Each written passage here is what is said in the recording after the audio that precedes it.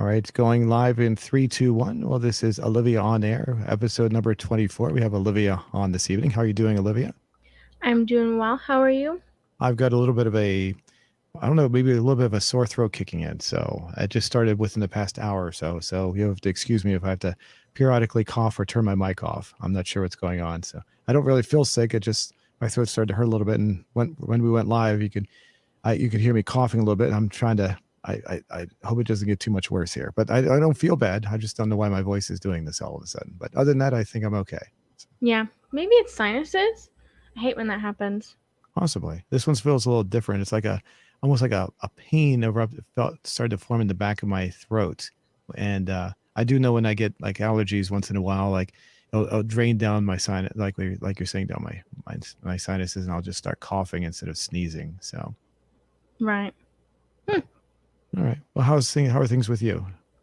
Pretty good. Finals are getting closer and I hate it. Well, actually, one of my finals I have already completed because our teacher had us do it before Thanksgiving instead of having to do it after, which is kind of nice, but Before, huh? That's kind of interesting. Why so early?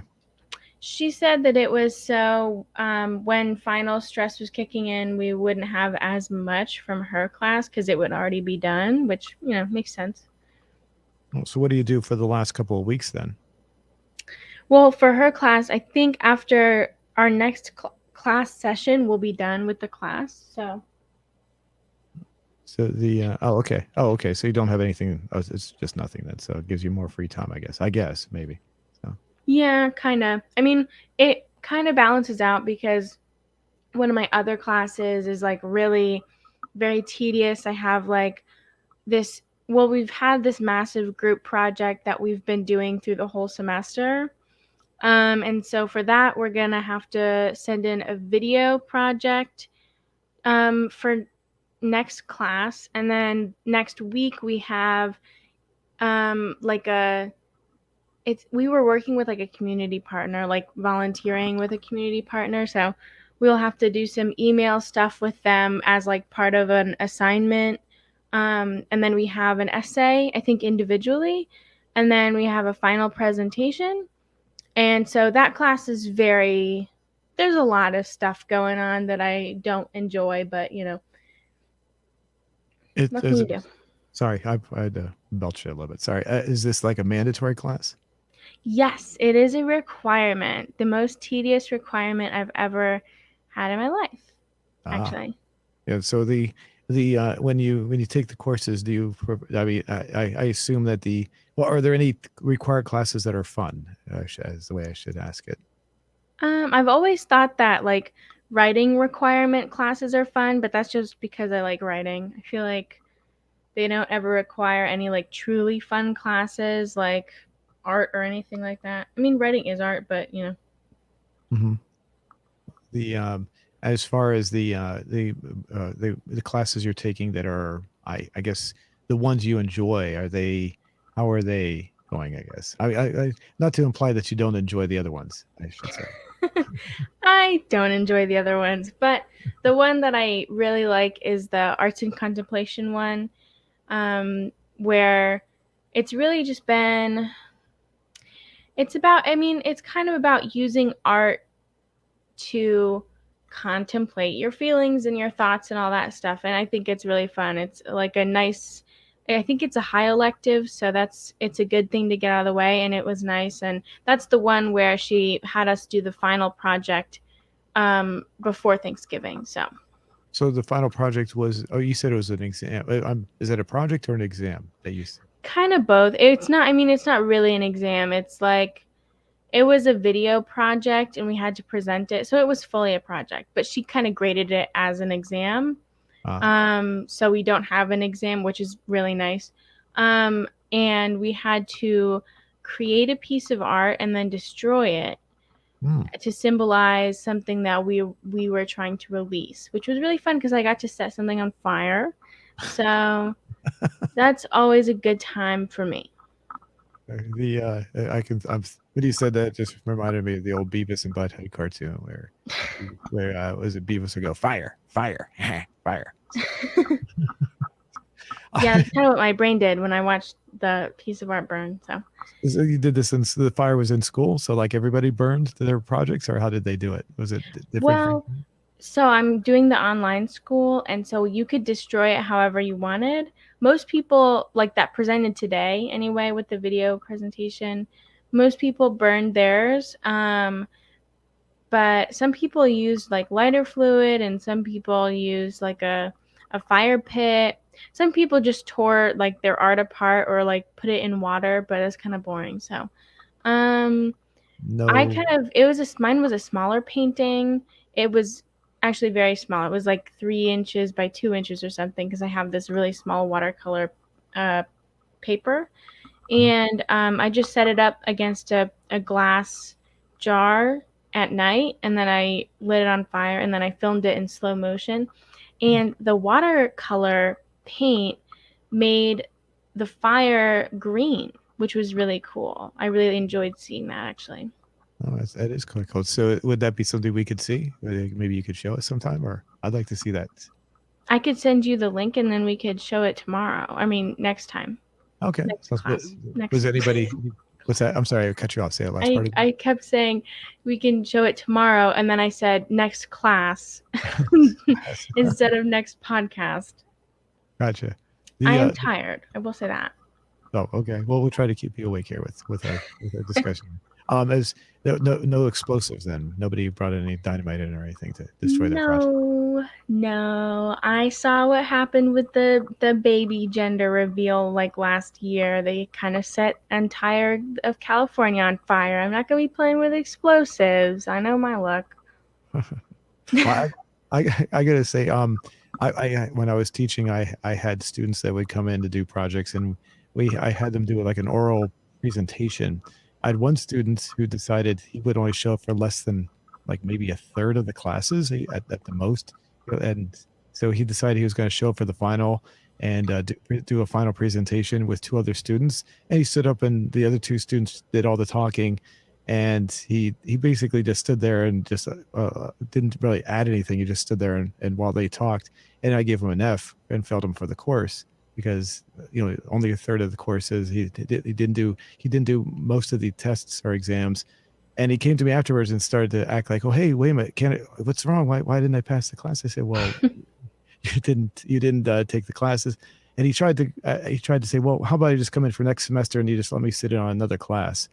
And I was like, it doesn't work that way. You have to take the class over again. You don't just get to come in and take other class. He wanted to take another class that had nothing to do with that class and act like that was going to be enough to let him pass. He kept on saying, oh, come on, just let me do it. Let me pass. I was like, it was just one of the most bizarre things I'd ever seen. I had students that were lazy like this, but not so much so that they thought they could just come in and try to weasel their way and just, try to convince people to pass them. I couldn't believe I was going through this. It was the most bizarre student I ever had. So That is really weird. I've never heard of that. Ever, yeah. ever from a student thinking that I mean, that student, no offense to them, but they must have been really dumb, because if you think you can like replace one class with a whole other class, Yeah. I mean, that's just And not very smart. and the classes are similar. They're all part of the same program. Like there's recording, sound studio design, recording, intro to recording, advanced recording, but they're not. Each one is different. And aside from that, it's not. He was just trying to, for lack of a better word, BS his way through the whole thing. That's all. Right. He thought he could get through, and it's like I told that to I used to have a full-time job, and I told this to one of the people I worked with. I said he was trying to con a con, so to speak. So I hate to admit, but I've done things myself, and not like that, but similar to trying to get out of situations. But I never tried to con my way through like a class. So I do remember when I was taking classes in college, there was one course I just didn't have the time to finish, so I just went in and I just dropped out. I mean, I lost the credits, I lost the money, but unfortunately I just couldn't finish it. And I just said, it's better than getting an F, and I'll just take it again. I never did, but that was the best I could do. I never thought of going to the teacher and trying to say, hey, can you pass me? Come on, can you? No, it was out of the question. So Yeah, that is really weird. I had another like the class that assigns a lot of group projects that I'm in right now. the teacher assigned one a few weeks ago with like a completely different group, and one of the girls that I was working on my part with, um, I ended up doing all the work, and then last week we had to present, and she didn't even show up. So there's always going to be people like that. They're bothersome. We got a comment from Pivot Boy. Says, I guess good night, y'all. I guess so. Sweet dreams, Pivot Boy. Goodbye. So thanks for that. So okay, well let's take a look at our question. I forgot to do our test beforehand to make sure you can see this. You should be able to. Usually don't have any issues, but can you see that? Okay. Yes. Cool. There's our question from last week. Do you make your own jewelry? Examples: rings, bracelets, necklaces. And 70% said, I don't wear jewelry. Overwhelmingly, 70%. That's pretty high. 12% with no. So basically, it's kind of making it like 82% essentially. The next one down is 7% with yes, which is very small. 5%. Oh, so another 5%. So yes, but only specific kind of jewelry. So that makes it 12%. And 6% with I don't care. Is that right? Oh, Does that add up right? Doesn't look like it seems like it adds up right. Yeah, I guess I it does. really could not tell you. I'm not a number woman. The when sometimes it'll add up, it'll be like maybe 101% or something like that. It's only because they round off the percentages, the individual ones, so it kind of makes it look like it's more or off a little bit. But yeah, it looks right afterwards. So were you going to comment on that? I guess it makes sense. I guess it makes sense because I feel like I don't wear too much jewelry, and I don't know a lot of people who wear like a lot of jewelry. So Or actually, you should say make your own jewelry though. Is that what you mean? yeah, but I see the top one is I don't wear jewelry. So Oh, okay. Okay, I get you. Oh, gotcha. Okay. So that makes sense. Yeah, I wasn't thinking about that. So yeah, I don't think yeah, I think I said I don't wear jewelry myself. So and I did have a well, let's see, when I was a kid, I had a an R2D2 from the movie Star Wars R2D2 necklace. So and I was for some reason I thought that was really cool and I wore that around and the little I don't know if you've ever seen Star Wars. I think you have not. Is that correct? correct. But I The know what R2D2 looks like.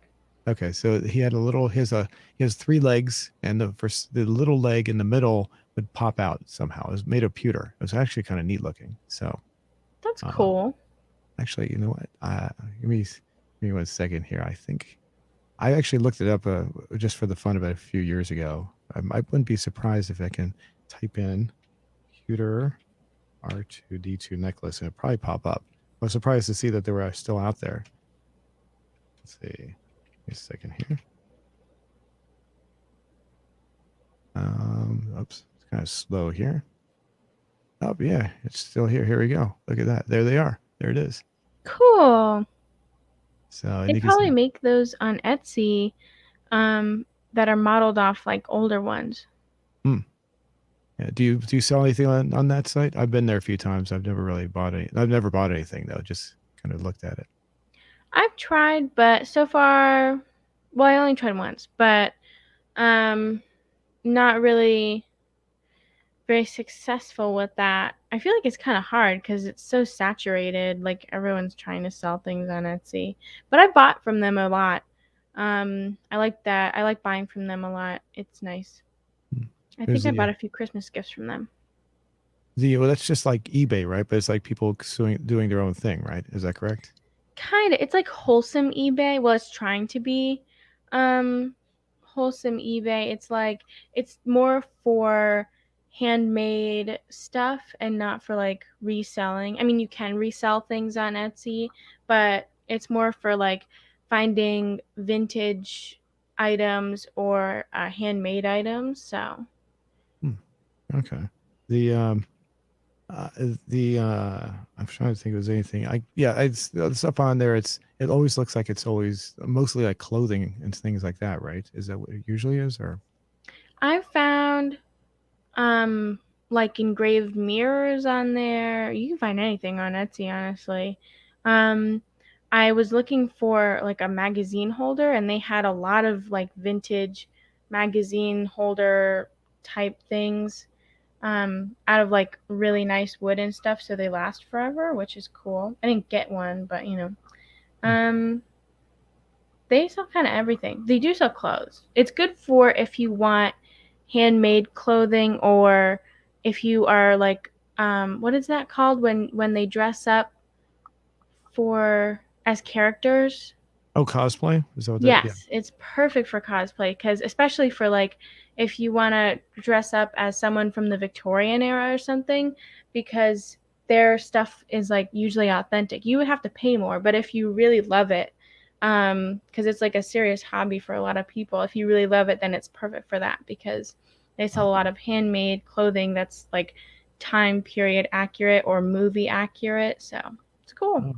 The that reminds me of when I think I've said my favorite historical eras are the American Civil War and Native American history. So I've been to when I was younger, I used to go to different reenactments, battle reenactments locally, and the people that would wear the people that would wear both the Confederacy and the Union soldiers that would do the reenactments went out of their way to make sure that they were as accurate as possible. And that's when you said that, that's reminded me of. So they would painstakingly make sure everything they wore was down to every little detail was perfect.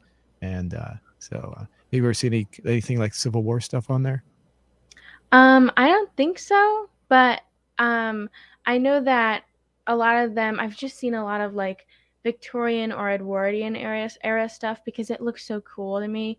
It's kind of the same concept. There's like a few YouTube channels. There's actually a lot of YouTube channels that show the process of making or hand sewing different pieces for that would be like period accurate, like dresses and stuff like that. So Hmm. they're cool to watch.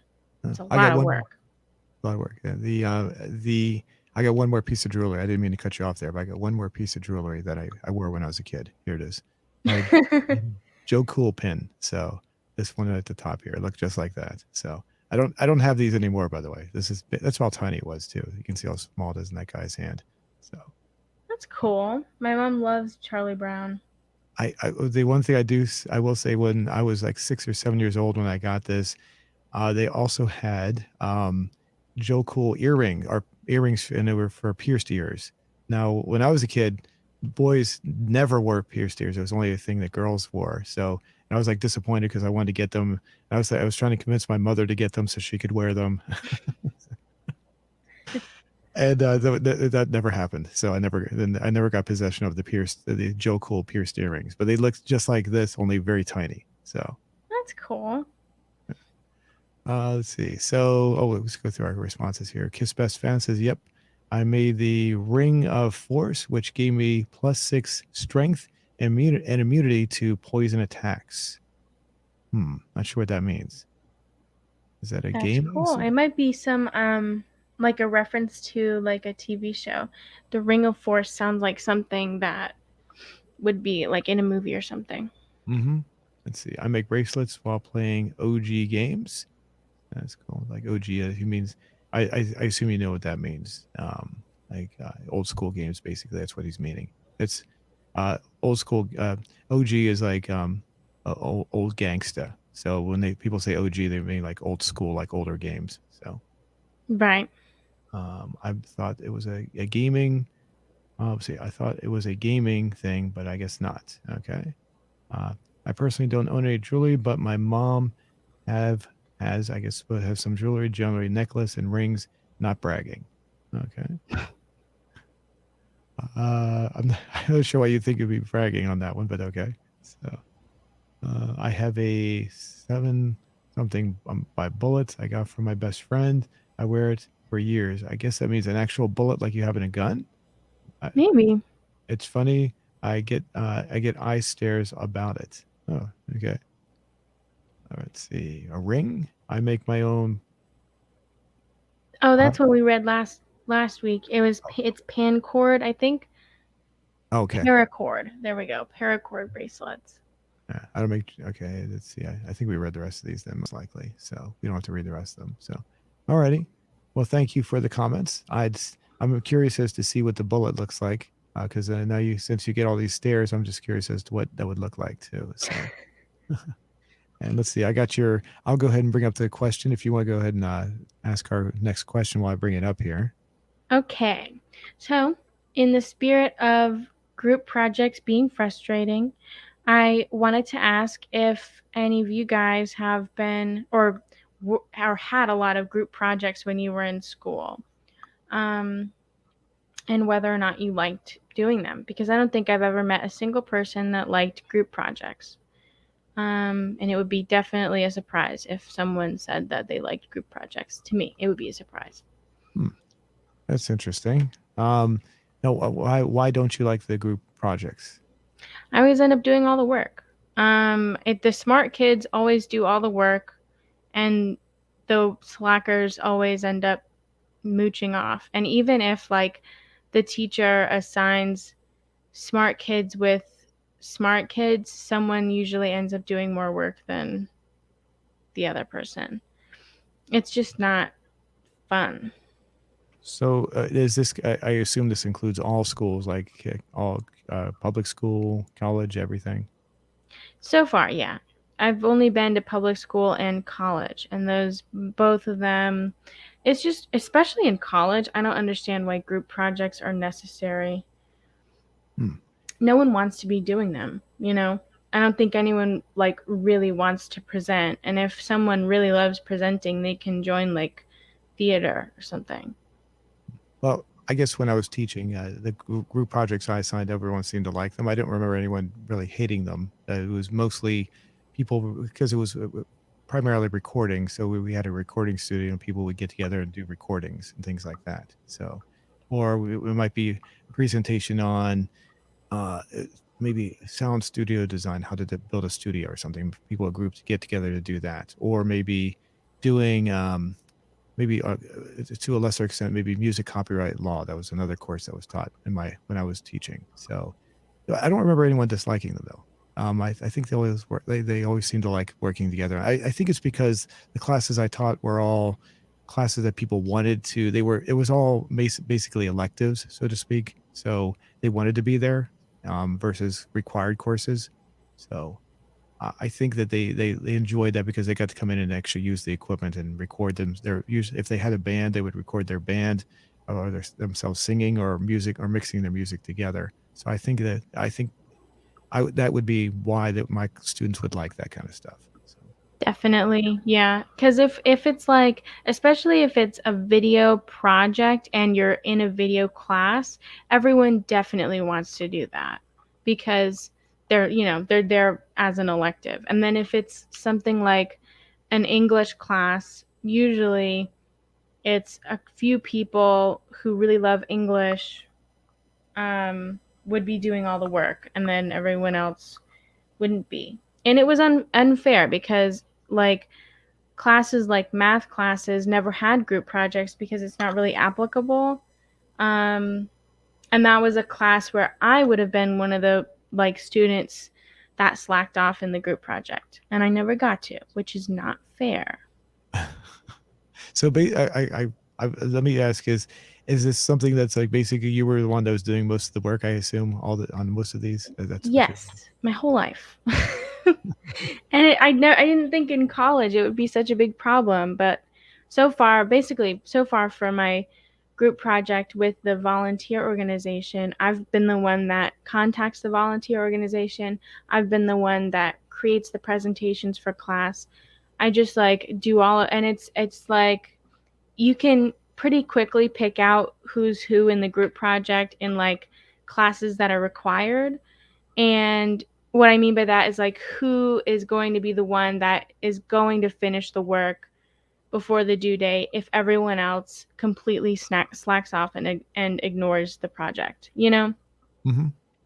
Gotcha. So, I will say that when I was taking classes, when I was going to school, I was taking a voice class, and we had a group project, and we got together and we created a pretend radio show, and everybody in the group worked together, and we all enjoyed it. So of course, it was more like an elective course, not like an English course or anything like that. So it was the class was basically how to enunciate words, how to pronounce everything. Basically preparing us for speaking speaking roles. So, and I said, I got together with my group and I said, why don't we do a little radio show? So we actually got up on stage, and I prepared the recordings, the tapes, and we had music, and it lasted for about maybe 10 or 15 minutes. They had people doing different little skits, and we all enjoyed it. So, That's cool.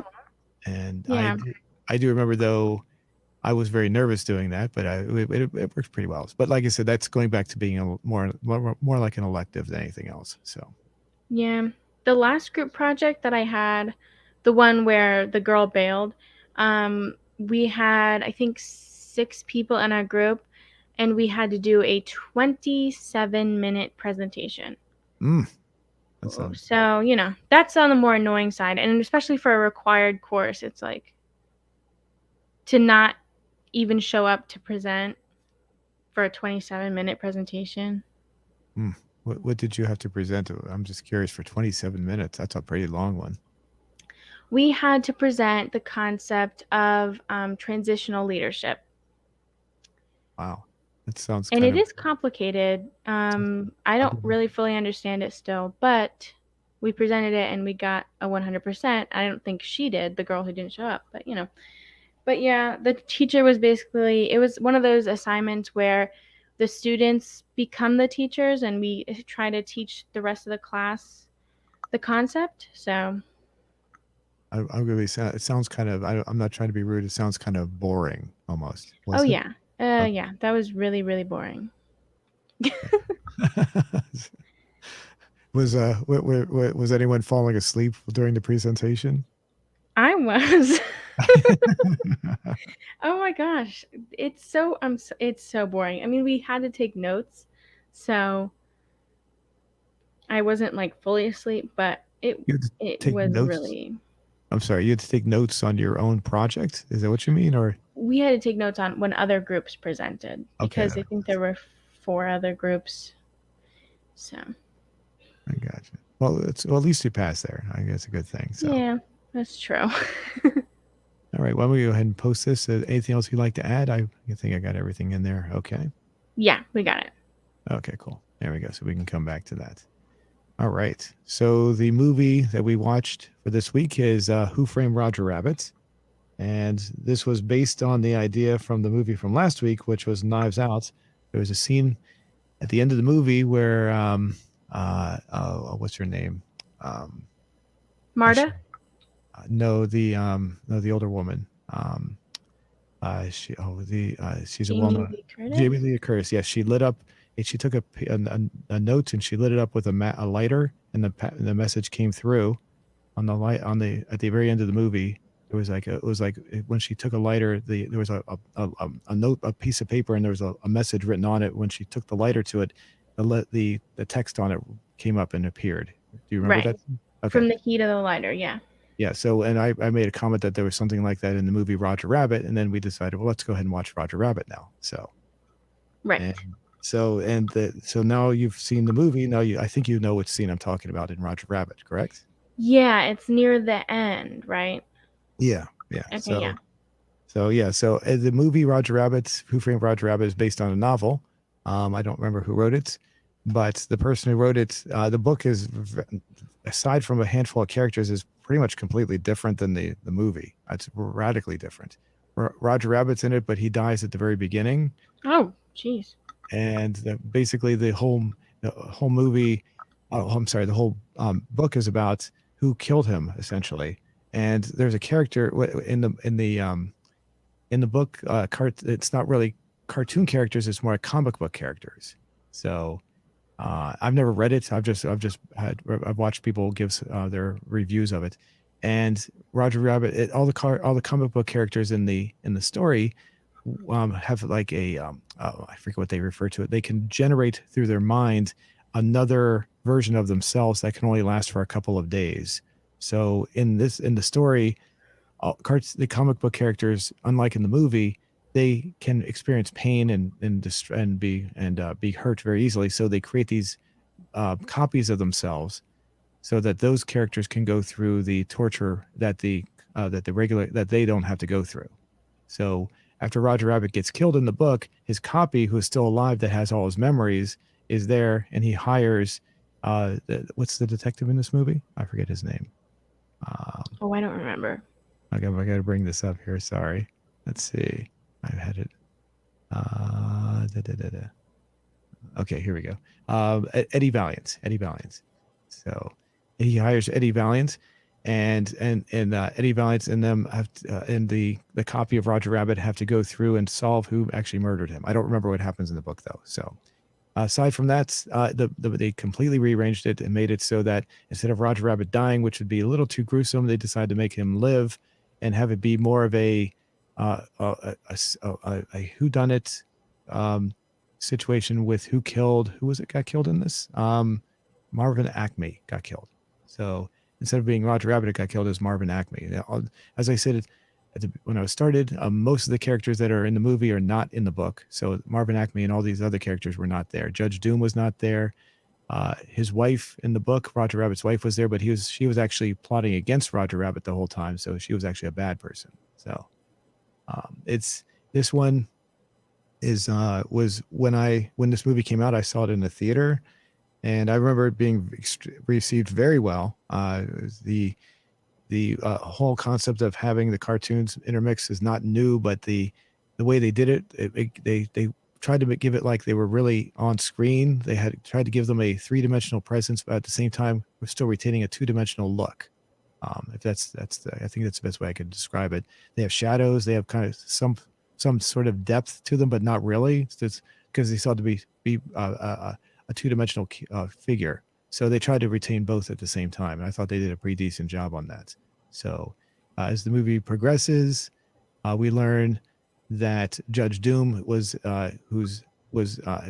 elected by the people of Toontown, was behind everything, and it turns out he's an evil Toon, and it turns out he's the one that did everything to try to bring in the freeway system to Los Angeles, and that was he wanted to get rid of Toontown so they could put the freeway through Toontown, and that was basically the whole plot of the story. And of course it's a Disney movie, so they had to have a happy ending. So instead of being a sad ending, everyone is happy by the end, and they resolve it, and Toontown is saved, and Roger and his wife get back together. Right. So I love the cartoon. I loved like how it looked. The art of it was very cool. Mm-hmm. As I was saying before, it's been done before, but if you watch any other cartoon movies, you can always tell like it's superimposed on top of it. This one tried to give it more feeling of being right in the screen. So how did you feel about that? I liked it. I thought it was pretty well done. I especially for the time, I thought it was great. Yeah, no computer. Yeah, sorry, I was going to say no computer animation at all, but go ahead. So yeah, that was it was really cool. I was wondering like the whole time how they did it.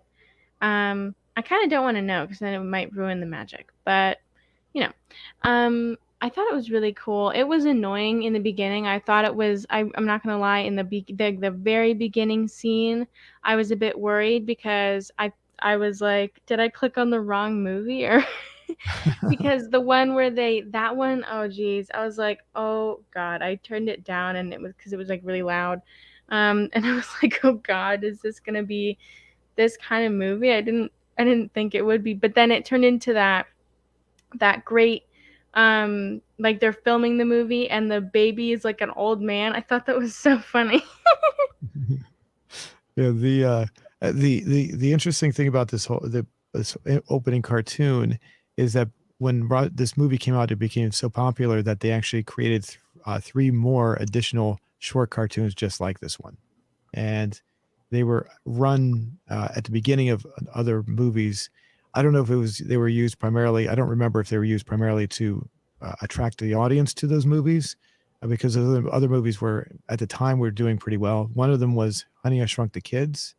Another one was the Dick Tracy movie, and I forget what the third one was. But I do remember, I think, sneaking into a theater one time because if there was nothing like this on the internet. There was no internet essentially at that time. Maybe bulletin board services at the most. But so we couldn't, you couldn't watch this on the internet. You had to sneak into the movie because you didn't want to sit there and watch the whole movie afterwards. You just wanted to see the 6-minute cartoon at the beginning. So, and, That's funny. I do remember them being just like this. The that same kind of cartoon humor, and at the very end, I think it wrapped up. It also came into the real world at the end as well. So each of them wrapped up and went back into the real world. So it wasn't like it just wrapped up like a regular cartoon. It went in and had some sort of comedy segment at the very end as well. So Right. and so we meet Roger Rabbit, and it's baby, was it Herman? I think, yeah, baby Herman. So I have IMDb in front of me, so that's why I'm grabbing this at the same time. So uh, this is Eddie Valiant, played by Bob Hoskins, and Bob Hoskins had to work with his role was, oh, and Charlie Fleischer was the guy that did the voice of Roger Rabbit, and the two of them were there on set. I don't know if I know you didn't want to know too much, but Charlie Fleischer was on the set doing this at the same time, so his voice is there. It's not like they went and dubbed it in later. They might have dubbed some of it later, but he was there on set with Bob Hoskins, so they were working together to actually do the act. So it wasn't like he would do his voice and then like later on they'd add another voice in. They were there simultaneously. Right. Right. I imagine it's kind of like how they do the voices for like the Hulk in the Marvel movies, or like how Benedict Cumberbatch did Smaug in The Hobbit, because I remember seeing the videos of Benedict Cumberbatch like in a full bodysuit, laying on a carpet, laying on the floor, and like with like a headset on and dots all over, so they can track his body or something. And like talking with this really deep dragon voice and pretending like he's a dragon, but it's like literally just a guy on the floor. So I imagine it's something like that. Yeah. You know what I'm saying? Would you like to see? It's actually pretty funny. I think you might like Yeah, I it. would like to see, actually. Okay. Here we go. This is what he looked like. I'm bringing the image up right now. There you go. He actually wore the bunny suit. That's kind of like the Hulk. So go ahead. In the recent Marvel movies anyway. What's his name? It's who plays the Hulk? Sorry. I never saw the any of the Hulk movies, so you're gonna I wouldn't be able to answer that one. So Let me find it. there was I did see parts of the first Hulk movie. There was like one that came out in like 2003, I think, but I don't remember. Other than that, I've not seen any of the other ones. I'm actually Right. whenever I try to watch one of those movies, I get lost because I feel like, well, obviously you have to watch other movies, so I just feel like I don't know what's going on half the time. So I usually give That's up fair. first few minutes. So, let me find it. Here we go. Mark Ruffalo is currently the Hulk in the like most recent series, and there like some pictures came out of him on like kind of, it's in this weird contraption that's like the size of the Hulk, but it's this little like comparatively little person in this giant Hulk suit, and it just looks really funny. So Okay. But what's his name? I could bring it up if you like. See if we can try. What's his name? Mark Ruffalo. Mark Ruffalo. Let's see. Mark, I'm gonna try to rough. I'll just guess. I'll probably get it. I'm sure. Oh, sorry. The wrong thing on there. Wait a second. I'll bring it up in a second here. Okay, here we go. Let's see. Maybe it might show up. Let's go down. No, I don't see it. Maybe if you, oh, there we, You see it? that there. Wait, scroll down a little. I think.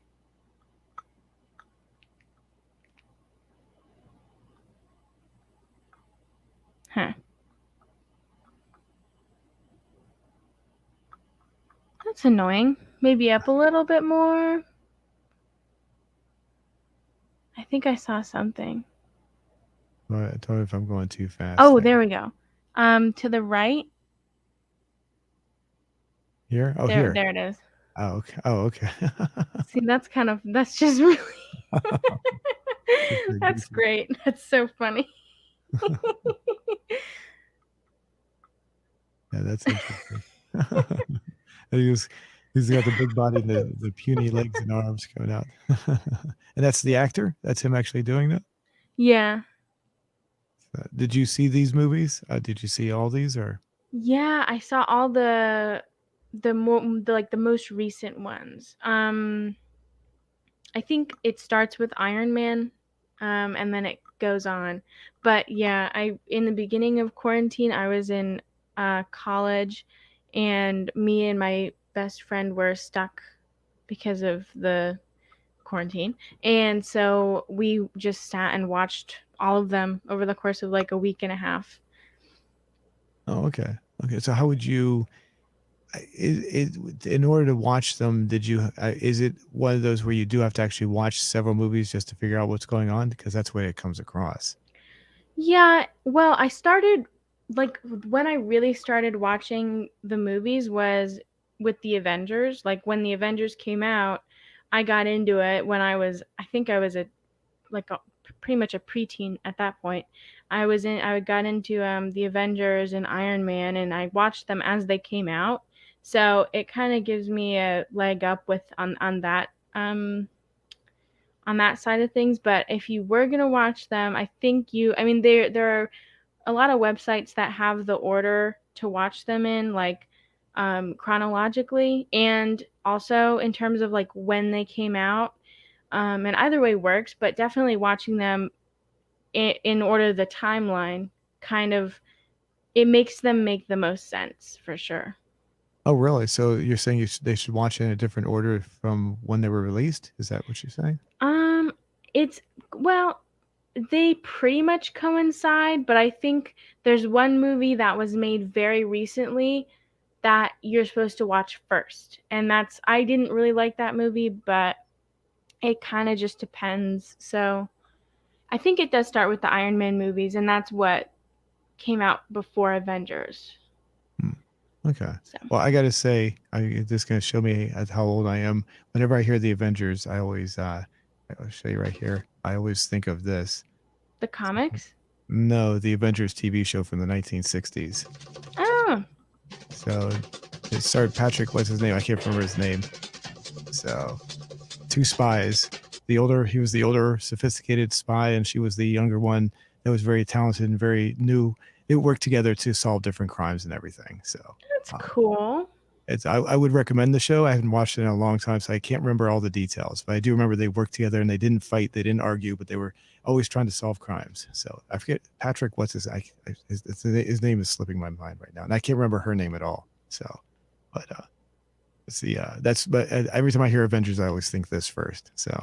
Oh, that's cool. So Yeah, the whole series is based off the comic book, so there's like a pretty clear like timeline. So, but yeah, that's what I imagined the bunny rabbit looking like. I thought it was gonna look something like the Hulk or something like that. So that was cool. That's funny. yeah. So getting back to our movie here, let's see. Oh, the intermixing of cartoons. I wanted to add that this is the first time, and I think the last time that you actually officially see different cartoons mixed together, such as Disney and Warner Brothers. It's something you'll never see. It hasn't been done since. I'm not saying it will never be done again, but apparently there's some sort of reason. I don't know why they just won't ever do it again, or don't have any plans of doing it again. So Bugs Bunny and um, who else was on there? Bugs Bunny and Mickey Mouse. I couldn't remember the name. Were on there at the same time. You had Donald Duck and Daffy Duck at the same time.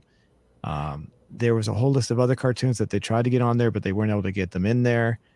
They were trying to pay tribute to different cartoonists, such as Tex Avery. Are you familiar with Tex Avery? I don't think so, but I was really wondering how they were putting all these characters in the movie. That was really cool. Yeah, there's Tex Avery. Then was Disney cartoons, the Warner Brothers cartoons. They tried to get other ones. I don't know if there was legal reasons why, but there's a lot of others they left out. There was Popeye. I remember that from when I was a kid. There's several others that I don't. I remember. there was a list I just forgot off the top of my head. So this was done by the same people, some of the same people who did Back to the Future. So for me, if you've seen the Back to the Future movies, Yeah. okay, you'll notice that there's like Christopher Lloyd's there. Robert Zemeckis did Back to the Future. He also did this. And Steven Spielberg, who also played a hand in this, he was also part of Back to the Future.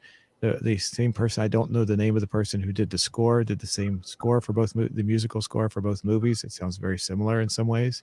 So the it was came out this came out before the second Back to the Future movie, so it was like halfway between the two of them. So it's almost like they paused to do one and then went back and did the Back to the Future movies afterwards. So Oh, Christopher Lloyd was busy. yes. And in this one, what's interesting is he plays a bad guy this time. So unlike in the Back to the Future movie, he plays the good, one of the good guys. So Yeah, he played a really good bad guy. yeah, and they never divulge what his character looks like. He's always wearing the plastic. They don't divulge that he's actually a toon, as they call him in this, till the very end of the movie. So I thought his character was. I think he's always a good actor. I mean, I don't remember seeing him in anything that was bad. So he did an excellent job of that. As far as I don't know, was there anything you'd like to add to what I'm saying there? Yeah, I think he did the character very well. I think it would have scared me a lot. I mean, just the regular face probably would have scared me a lot when I was a kid. Maybe not a lot, but a bit. It looked a little freaky. He looked a little bit dead. I remember thinking he looked like he didn't have any blood in his face, which is fitting. Maybe that's what they were like trying to go for. And was that like a little white beard thing? Was that my eyes, or does he have this tiny little like line around his jaw? That's a good question. Let me see if I can get a close up there. I don't remember. I don't know. Here we go. Oh, there's one right there. There we go. Let me jump back a little bit.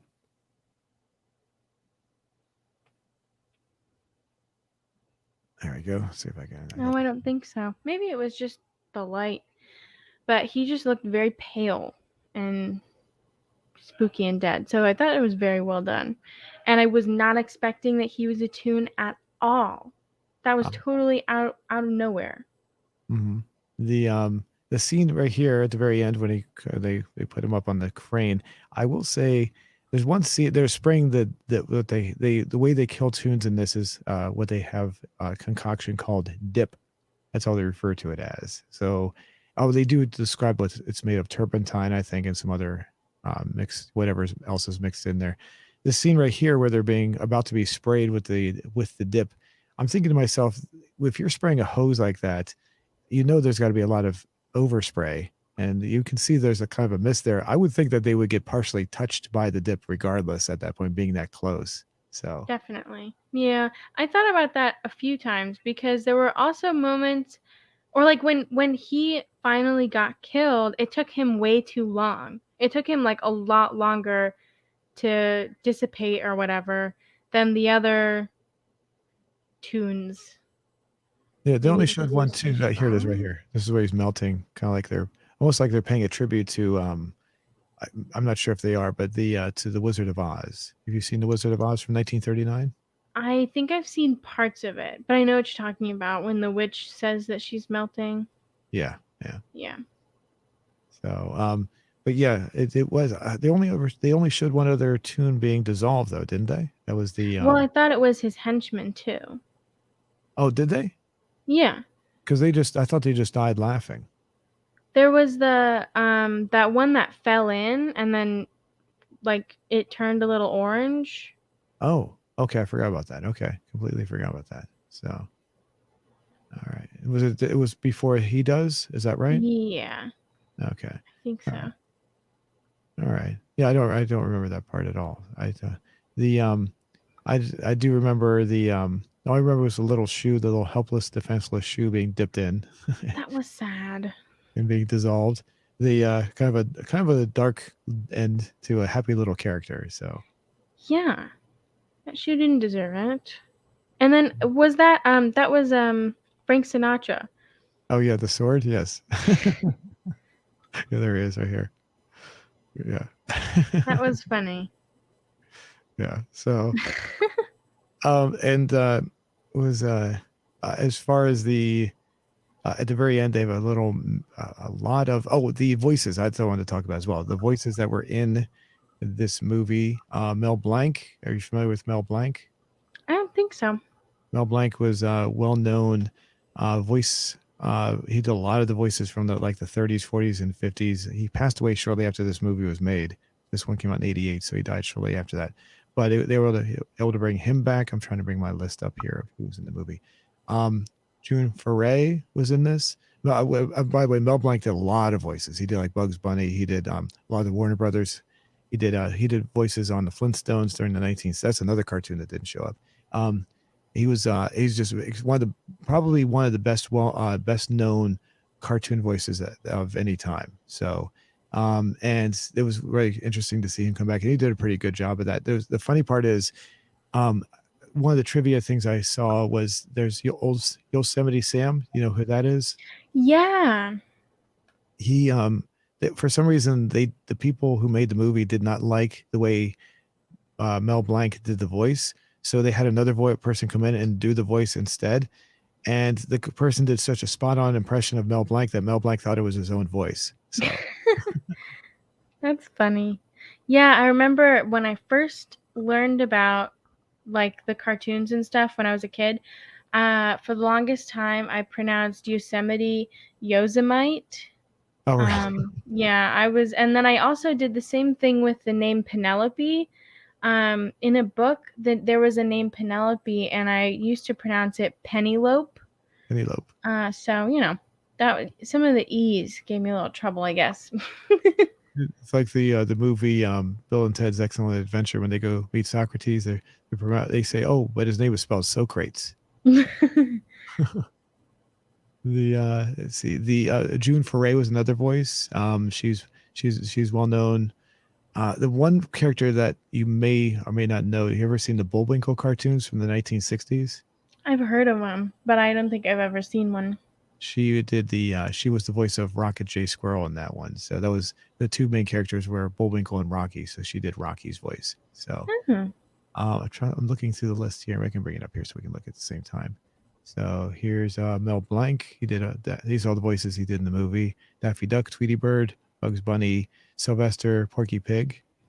June Foray was I just saw her name. She did Wheezy. This character right here, Lena. Who is that? Hyena. Hyena. That's it. Thank you. That was the character that Valiant thought was Jessica Rabbit, and it was actually a woman that was kind of hideous looking, and she came out and said, "Oh, a man," and so she did that voice. So, and I'm going to bring up June Foray because Mel Blanc and June Foray are the two I know off the top that are very well known. Let's see the other voices here. I'm not sure about the other ones off the top here. They also had Betty Boop, but Yeah. she was in black and white, I think. Yeah, Which I thought was very funny. Yeah.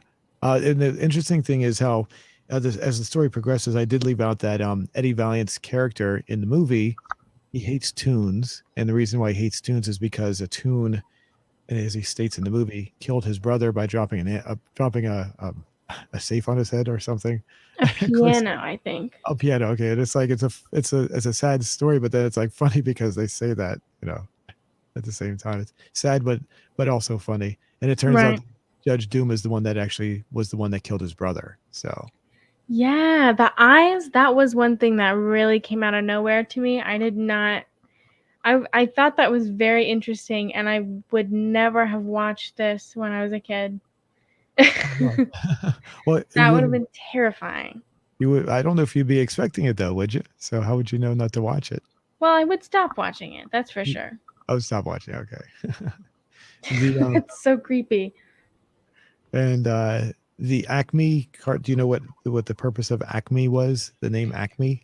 Yeah, that was the cartoon makers. Exactly. Yeah, in the old Warner Brothers cartoons with Bugs Bunny. Acme was the product that was the go-to product that they would go to, especially with the Wile E. Coyote and Roadrunner cartoons. He would often purchase things from Acme. So Right, like the anvils, right? And it, the rockets and stuff always had Acme on them. yeah, when I was a kid, I didn't know, like you, I didn't know how to pronounce it. I wasn't sure if it was pronounced Ace Me or what. So yeah, here she is. There's that character right there. Yeah, you think it's actually Jessica Rabbit, but it's not. So that was June Foray. I think that's actually a real character. I'm not one that was. What I mean is a character that wasn't made specifically for this movie. So if it's not, it's one that's based on ones that were made during this time period.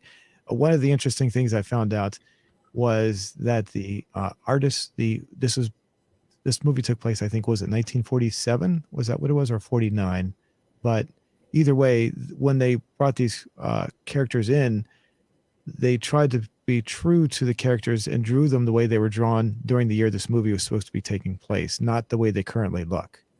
So over time, like as cartoons would evolve from the 30s and the 40s and the 50s, the artists would change the way the characters look. They specifically wanted the characters to look the same way they did in the year that this movie took place.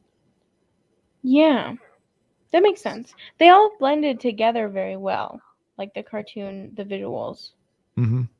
The and one of the scenes in particular, which I thought was kind of funny, was with Daffy Duck and Donald Duck when they're having the little battle, the piano battle at the club at the beginning. Yeah. Apparently, the people who owned the rights to Daffy, no, was it Daffy? Yeah, Daffy Duck. They said they wanted the current look of Daffy Duck. They did not want the older look. So what they did was during production, Steven Spielberg would send them photos of the current Daffy Duck and said, this is what he looks like. But in reality, they used the older Daffy Duck. And when the movie came out, it was too late, so they couldn't go back to so the producers of the movie got their way, not the people who own the rights to the character. So let's see. There she is. There's Betty Boop. You were talking about that right there. So I've never really seen a Betty Boop cartoon. I know of her. I know that she was that it was kind of funny how she was still in black. What did she said something too about being in black and white, didn't she? Yeah, she said that like the work's been hard since the TVs went to color or something like that. Right. So, and then this is where we meet Jessica Rabbit. Some of the scenes you can actually see if you look real carefully. Those are real human hands that come up and touch him, by the way, like when she's coming and dancing, doing her little moves around him. So there's actually an actor or an actress there actually doing some of these moves, like pulling him closely and things like that. So I know you didn't want to know too much, but it was a very, very good way of blending it because you really can't tell. It's done that well. So. Yeah, I really could not tell. So here we go. Let's see. I want to get copyright, so I'll do it carefully. See, there we go, right there. So there's a real hand, and then basically they put the cartoon work to mix it together to give the real look there. So That's cool. now, I've seen people who do cosplay of Jessica Rabbit, and they do the hair. The one thing they always do is they always cover the one eye completely. I'm like, how are you supposed to be able to see out of that other eye? So How's Jessica Rabbit supposed to see? Well, this is the thing. Beauty is pain, and it's also blindness. And if you have to not be able to see out of one eye to look good, then so be it. well, I was thinking about that, but in the movie, she actually is able to see most of her eye is not always fully covered all the time. So, the people that do the cosplay though, their eye is almost always covered. So, Yeah. so if you look real carefully, but yeah, that would give you less depth perception there. So, there's the scene with the little shoe getting dissolved away. Yeah, that one was it just seems like with the oh, I forget his name. The one with the red eyes. It seemed like it went too fast. Yeah, Judge Doom. Yes. Yeah. So at the very end, I just saw that scene with the will. So the whole thing that led us to watch this in the first place was the will. Yes. So let's jump ahead to not too far. So it turns out that Acme had had written the will with disappearing and then what's called disappearing and reappearing ink. So when Roger Rabbit was trying to profess his love for Jessica, there it is right there. He had a oops, it's not playing. There we go. He's pulling out the will right now. It's the letter. Yes, he's pulling out the will. At this point, it just simultaneously, coincidentally, I should say, just happens to reappear right when the plot needs it to. So that's the love letter, and then as we look, there's the will. So, and that was the whole reason why I thought about this. I was thinking about that from last week's movie, and that's the will. It comes out and says that it was left to Toontown, and that's basically it. That's the happy ending for the movie. I did like it. I thought it was a really good kids movie. Yeah, the movie itself, I would say for kids and for adults, both kids and adults. So Yeah. and as far as the I'm trying to think, was there anything really else that stood out? I think I covered most of the things I wanted to talk about here. The characters that were new were Jessica Rabbit, obviously, and Roger Rabbit, and then the cab. I think his name was Benny. Was it Benny the cab? I And think so. and then the Judge Doom, and then the Weasels. But I think everything else, all the other characters were all original, were from other works that were brought in. So Yeah, I think so. There oh, was a hippo in the beginning that I didn't recognize, but it might have been like a side character from an older Disney movie or something. I'm not sure. I know what you're talking about. I mean, I kind of I thought it might have been something from an older cartoon.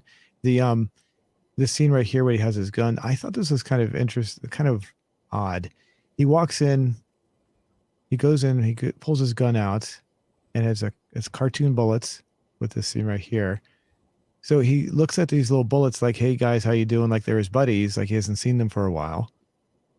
And he starts shooting the bullets off, but like I guess he's losing his buddies. He doesn't really care anymore. Yeah, I thought about that and I was like, you're just gonna let him go? Yeah, yeah, You're never gonna see him again? Are they gonna explode? Are they gonna die when they hit their target?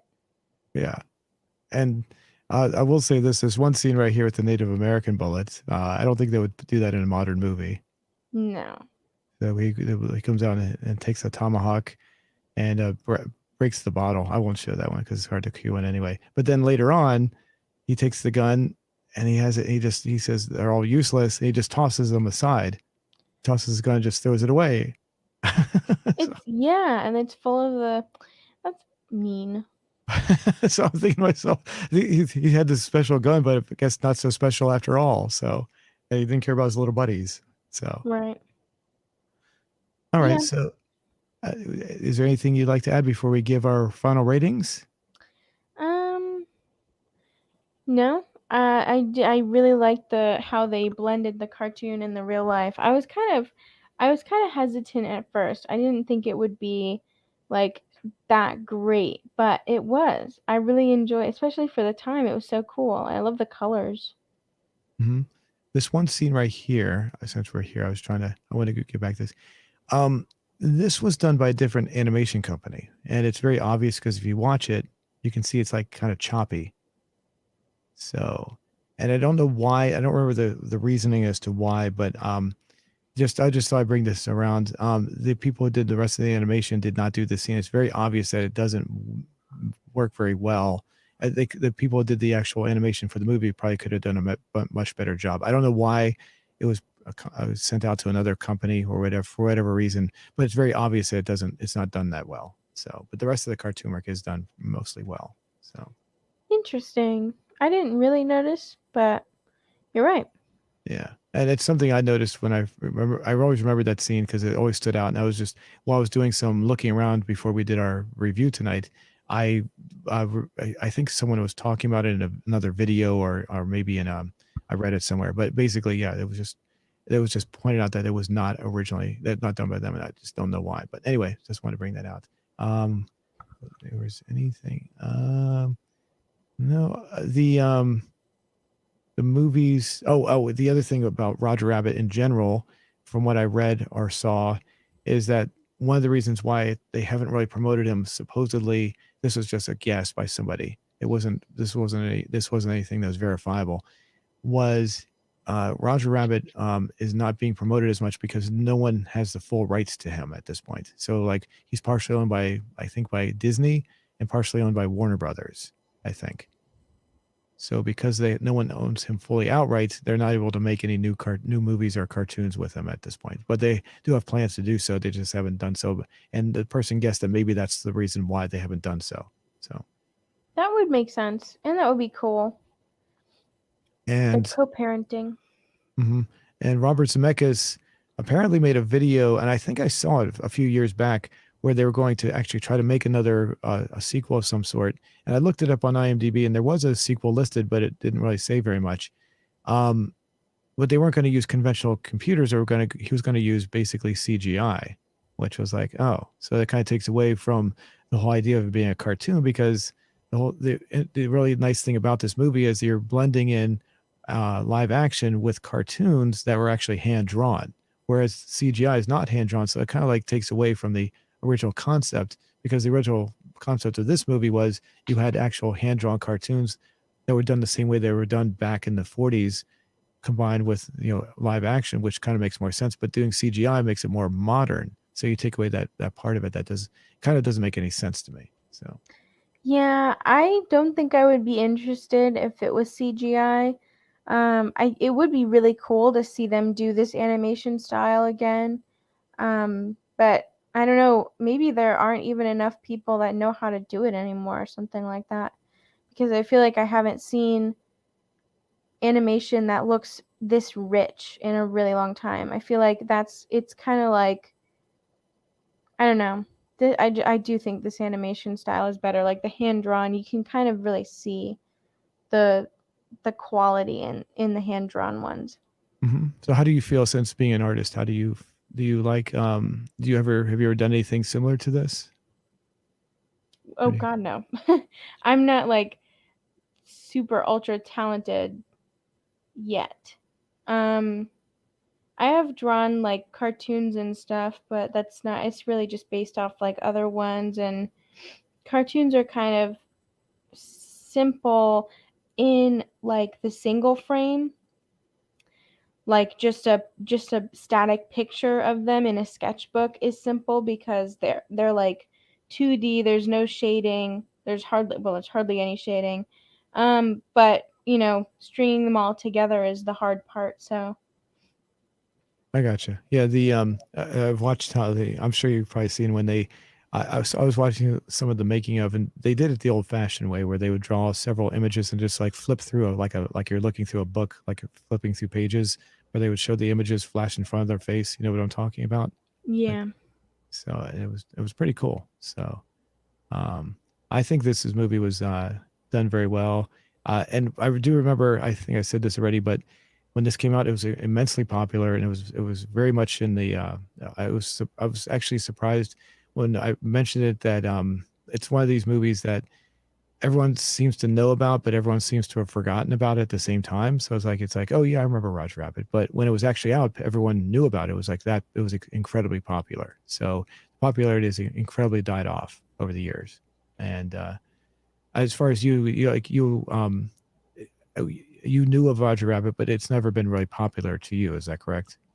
Right. Yeah, it was never, I don't think it ever had like a comeback or anything, because I don't think I know anyone like around my age who's watched it or who talks about it, but I do know, I mean, obviously the most iconic character is Jessica Rabbit, and I know a lot of well, I think I've just seen a lot of like celebrities and stuff who have dressed up like Jessica Rabbit, and that's the reason why I know about this movie. Hmm. Celebrities, huh? Really interesting.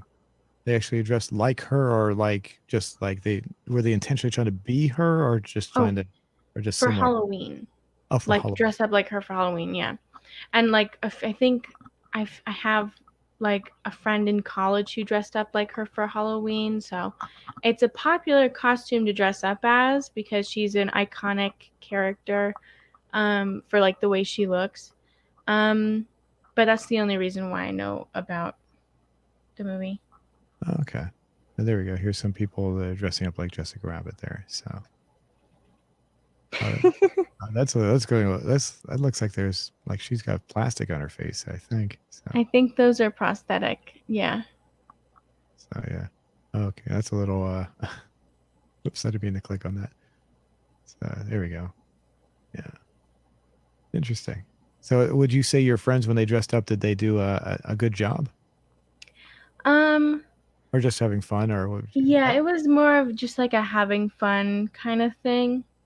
Um, I mean, it looked good for like a Halloween costume. I feel like it's hard to do Halloween costumes, especially in college, because there's not always a lot of time and definitely not a lot of money. So,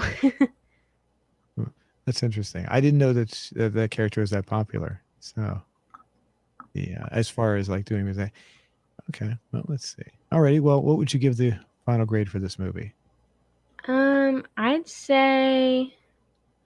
I'd say it was like a 7 out of 10. I probably wouldn't like go out of my way to watch it again soon, but like I did definitely love the art style and I appreciated it a lot. So, what would you give it? I say probably about 7.5 or so. So it's yeah, I would never go out of my way to watch it again either. I just remember that my best friend Trevor, he was so inspired by it he would actually do Roger Rabbit impressions. Okay, he did a lot of voice impressions a lot when we were younger, not so much anymore, but he would actually imitate the voice pretty well in a lot of ways. So maybe it was more popular because of that in my life, because of him. But I do remember it being very popular back then in the day. So, and like I said, other people said the same thing. It's like they remembered it being real popular. And it just seemed to fade into existence. And we just now every time we bring it up, it's like, oh yeah, I remember that. But it's like, oh, don't really think about it that much anymore. So, but yeah, Right. I'd go with 7.5. So, Okay. what would you recommend it, people? I would recommend it. I would say it's probably one of those things that I think everyone should watch eventually just to appreciate the art of it because I think it was really really well done. Okay. If they did come out with a sequel and it was CGI, would you avoid it? Yes. Gotcha. Yeah, a lot of people. I think a lot of people would because they'd probably go against the whole idea as to how this movie was made. There's Yosemite Sam Yeah. right there. So, alrighty. Okay. Well, let's go. We can go ahead and bring our question back from earlier. Give me a second here while I try to find it here. All these different windows I have up. Oh, do you want to do the food discovery? Oh, did you have that for this week? I was going to ask you about that. Yeah. Yes, it should be attached to the email with the thumbnail. Oh, okay. I completely forgot about it. Thanks for bringing that up. All right. This week, last week I didn't have one because I was busy and I did not have one. So that's the reason. And this week I found, while I was shopping for soup ingredients, I went to the international foods aisle and I found these cool Scottish wafers. Or yes, they were Scottish. Yes, they're called Tunnocks, caramel wafer biscuits. They're pretty good. The packaging is what really drew me to them. It's kind of circusy, um, and they were pretty good. It was I think that they definitely tasted like a European candy in that they were not nearly as sweet as American candy bars are, which I liked. I liked it. It was more of like it wasn't like a too sweet of a caramel or too sweet of a chocolate.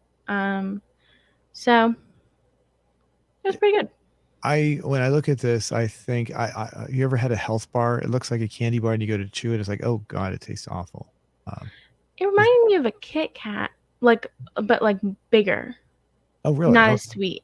I like Kit Kats. So, uh, Yeah, it was like a Kit Kat with caramel and not as sweet and bigger. And I like that. It was pretty good. I would get them again. Tanux. And it was interesting because they were each individually wrapped. So. Oh, really? Oh, I see. Like, okay, I see now. So we got the big Yeah. one and the little one. And this is actually from which country again? I think Scotland. It Oh, should say on there, on maybe the front package, like the. yeah, let's go back out here. Hold on a second. Right here? Yeah. We go here. So that's what it Thing. looks like. Hold on a second. There we go. Is that it? That's, Thomas Tunnock, Ltd, Uddingston, Scotland. yeah, there we go. Uddingston. Interesting. All right, there. All right. The and as far as like uh recommendations, I mean, who would you say people would probably like this if you recommended it to them? Do you think they'd go, "Oh God, this is awful," or "Oh, this is great"? Yeah, I think it's a pretty safe bet for like an international foods candy. If you like American candy bars with caramel in them, you'd probably like this one. It's not as sweet, which I think it tastes better that way because I think as I've gotten older, candy bars like Milky Way bars and stuff, and like Snickers bars have gotten like almost sickening because they're just so sweet. Um, and this one, it just doesn't, it's not, I don't know why, but it seems like it's more subdued, which Hmm. is nice. Look at the expiration date on that. March 31st of next year. 4 months. Is that average? I don't know. I would, oh, that is 4 months. Maybe, I don't know. What's the average I would thought expiration for like a candy bar?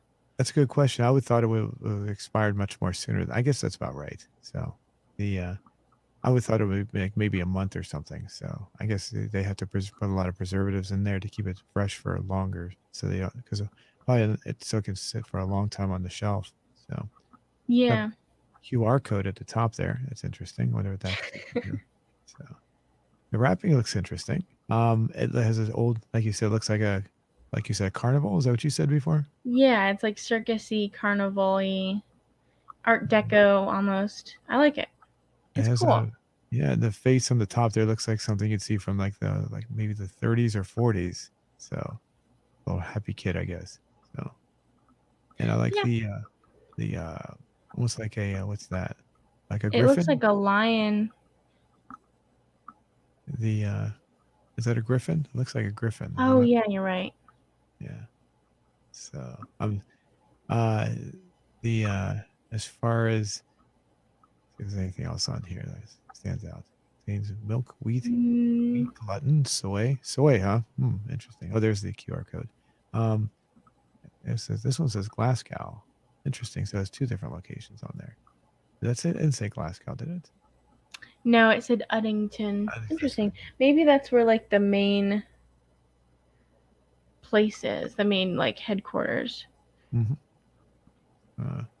the as far as the yellow part, what was that? That's Uh, the Carmel, I oh, think. how many did you buy? Just one package? Yeah, just the one package. You're gonna buy them again? Um, Probably not. I mean, maybe. If I'm ever craving chocolate or something, I might look for these. And it says 130 calories. As far as is that per bar? Yes. One Oh, bar is a serving. that's interesting. Anything that was similar to this that like was it mixed in with any other products that look kind of like the same, or how did that look when you bought it? I don't think so. This was, I mean, it was the main thing that stood out to me. I don't really remember if there were other candies that looked like it around it. What is what is what is that this below? Is this right here? What's that? It's my counter. Oh, okay. Oh, okay. It's like a, it's, I think it's supposed to be granite or something. I don't actually, I'm not a well versed in countertops. It looked like a piece of cake or something. Or Okay. Okay, I can see it here too. It just stood out. I was just curious as to what that was. Okay. Alrighty. Well, did you want to add anything else to this? No, I would recommend it. If you don't like the sweetness of American candy bars, because this one is less sweet. No, as far as the sweetness goes, that raises the question. As far as like any other candies that you've seen, you said that it's common for like candy from this part of the country, part of the world? Is it less sweet? I don't know. It just reminded me of European candy because my idea of European candy is like more like I don't know how to say real ingredients. I don't know. It's just my perception. It's probably not completely true, and there's definitely junk food all around the world, I'm sure. But from what I've seen in the international foods aisle, it's like they're still not good for you, but they have a little bit better ingredients. Yeah. Was there anything that was similar to this? Uh, as far as have you ever? I know you said Kit Kats. Was there anything else like from aside from an American counterpart? Was there anything similar that was from another part of the world, or maybe even Ooh. this part of the world? Yeah, Stroopwafels. Um, Stroopwafels. Is that from those. Germany? Hold on. There we go. Stroopwafels are caramel. They're caramel like Oh, waffly I got it. I see. candy things. They're so delicious. I got them for the first time at Trader Joe's when I was a kid, and they've always been like an every now and then kind of treat. They are so delicious, very, very sugary. Um, and they don't have any chocolate, but they do have the caramel and like the waffle, and that kind of reminds me of this candy. Hmm. I don't know much about them, but they are very good. If you ever see Stroop waffles, pick them up. If you like caramel. If you don't like caramel, then probably stay away from them. But they're Where are delicious. they? What part of the world are these primarily made in? I do not know. Um, the packaging looks, I mean, it looks like it's Netherland sort of style, and the name sounds German and stuff. Let's see. Daleman's Stroopwafels. Yeah, I see the little windmill. So, That's very Dutch looking. yeah. Well, and then I guess It says the Netherlands. oh, they're very tiny. Oh, they're smaller than that. I just realized how tiny they are. Oh, okay. I wasn't looking. I see the person's hand here, and I was like, oh, I thought they were like at least twice that size. So they're very tiny. It depends. They can be pretty big, but the ones that I get are like kind of like a coaster size. Not too big, but still like you only need one, you know. So it says on Google that stroopwafels are from the Netherlands. A stroopwafel is one of the most popular cookies from the Netherlands, created by pressing a delicate vanilla and cinnamon dough between flame-heated waffle irons. The thin cookies are split in two and filled with rich caramel. I Interesting. can I can see the caramel. They broke away the little on this one picture. You can see the like a layer of caramel in there. So is that what you're saying right there? Yeah, it's not as like I mean the ones in the package are not as like they're not really like that. Maybe if you warm them up or maybe if you like make them fresh, they're more like rich and caramely and stuff, but yeah. Is it kind of I guess the filling is I know it's going to be different, but I'm going to make it a kind of a correlation here, but you'll understand why I'm saying it's different. Pop Tarts obviously don't have caramel in them, but they do have that jelly type filling, a filling inside them. Is it looks like it's done at the same amount, almost like it's filled in the same way. Kinda. Yeah. And the ones that I get there it's more of like it's like a very thin. It doesn't really taste like a filling. It's not really like a filling because probably just because they're like mass produced or something. But it's more of like a thin layer of caramel in between, and the edges are sticky because there's caramel on them. So it seems more like they had a big sheet of the waffle and then they spread the caramel on it, and then they put another sheet on, and then they cut out the circles instead of like pressing 2 circles and then filling it with caramel, if that makes sense. Do you put syrup on this? Looks like this person put syrup on it, or is that just the caramel coming out? That sounds bad. Putting syrup on it would be like way too much sugar. I hope they don't put syrup on it. That might just be the caramel. Yeah, that's because at the bottom of the where it's on the plate, it looks like there's something there. So, and it looks like it's dripping. So but there's nothing on top, so that's why I couldn't tell exactly. So. Yeah. And whenever I would eat conventional American waffles, I would always put syrup on them. That's why I was kind of curious about that. So that's true. Well, here we go. There's someone putting something on there. So looks like that looks like more caramel. To be honest, I don't think that's syrup. So yeah, it's like goldeny. Yeah, what would you pour caramel? That's kind of weird. That seems kind of weird to add more caramel on it like that. It seems like it wouldn't make it taste. I can't imagine eating that raw caramel. It's not right raw, but mixing it on top of it like that doesn't seem to make any sense. So I don't know. Maybe it tastes better that way. I don't know. So, but I will say it looks interesting. If I was able to do so, I'd probably try these out myself. So, are you there? Oh yeah. Okay, cool. Alrighty. Well, that was interesting. Let's take a look at our question. And I don't think you're going to like one of the responses we got here. Actually, we only got one response. So 75% so far, 75 votes, I mean, so far. Did you have to do group projects did you have to do many group projects in school? If so, did you like them? Why or why not? And 76% said, yes, I dislike them. 9% next with, yes, I like them. And 8% with no, 7% I don't care. And the only comment we got so far says, because irritating, so I disliked. So I assume Muhammad is saying that he doesn't like the comments. Doesn't like the question, so he disliked the question, maybe. So. Oh, I thought he meant like the group projects were irritating, so he didn't like them.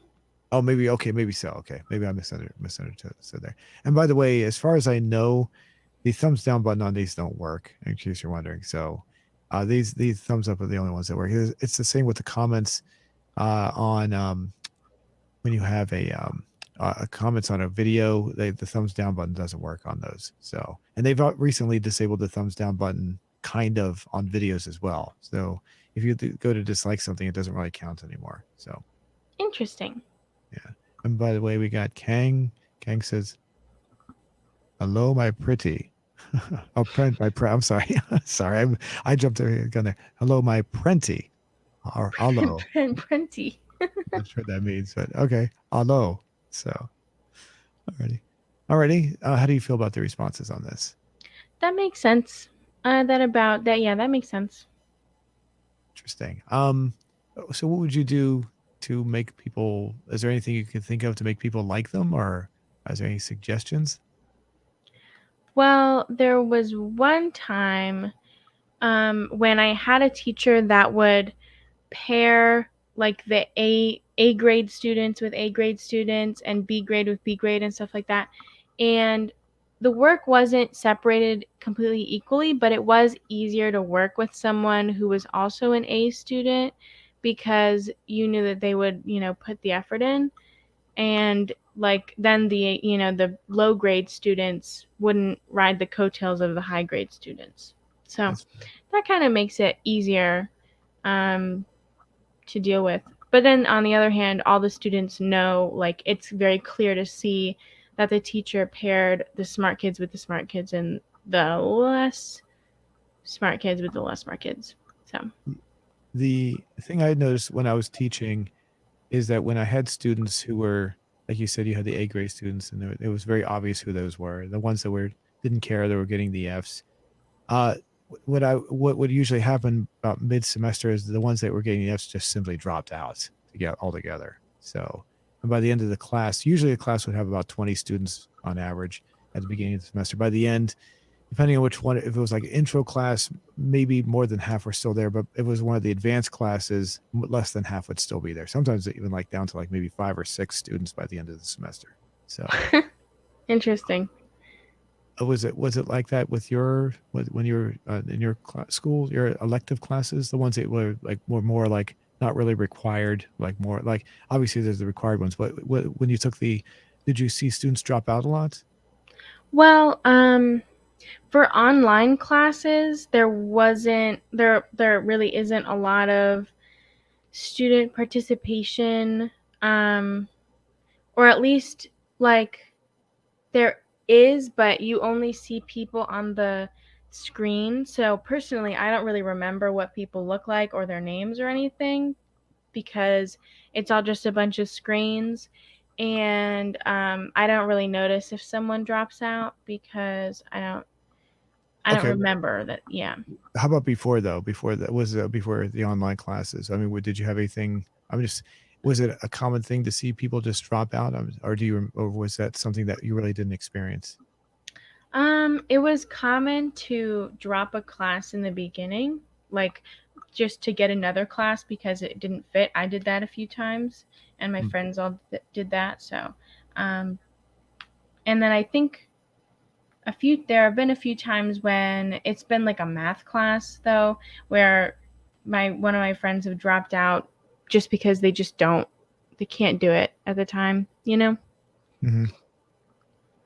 Okay. That's I honestly, I mean, because of the classes I taught, I don't think there's anything I could have done to make it more pleasant or make people want to like them. Because, like I said, most of the students seemed to like them anyway. So, and it was something they wanted to do. And a lot of them would come in, they would have their own band, and they wanted to use the studio to record their band. So it was more of something that was more that they wanted to do anyway. So yeah, as far as the other ones, I can't really say. It's not I couldn't. I don't know how you would make it more enjoyable, to be honest. So I Right. think I guess I do know that I did notice that there were a lot the intro classes, like I said, that was the ones where they get more dropouts with the people that were. I hate to say this because most of the students were men, young men.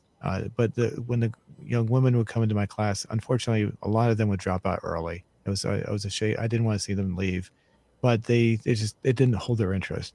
Most of the students I always had were males or young men. So and it's just very few women stayed on to really do it. I do remember I had 2 young women. They stayed on. They did a pretty decent job, but yeah, the vast majority of the women that came in just really didn't seem to really it didn't really interest them by halfway, and they ended up just dropping out. So I think it's kind of interesting how it's more of a male dominated course I was teaching. So it just I'd like to have seen more women, but it just wasn't that way. And the only women that really did a really good job were the older women. So like you'd have the younger women that were like in their like late teens, early 20s. They didn't really seem to put much effort in, but the older ones, they would come in like maybe in their 30s or even in their 40s. It was very obvious that they knew what they wanted, and they were more dedicated. They would definitely get a good. They were definitely there to try to learn something. So, um, I just find that kind of interesting how it's always been more the males in the class seem to be more dedicated than the females, except if, like I said, if they were older. Interesting. So, alrighty, well, we can go ahead and wrap everything up. Anything you'd like to say to our audience before we go? Thank you for listening and have a splendid rest of your day or evening. Yeah, same here, and hopefully we'll see you next week. We'll have something else to talk about. And thanks for participating in our poll.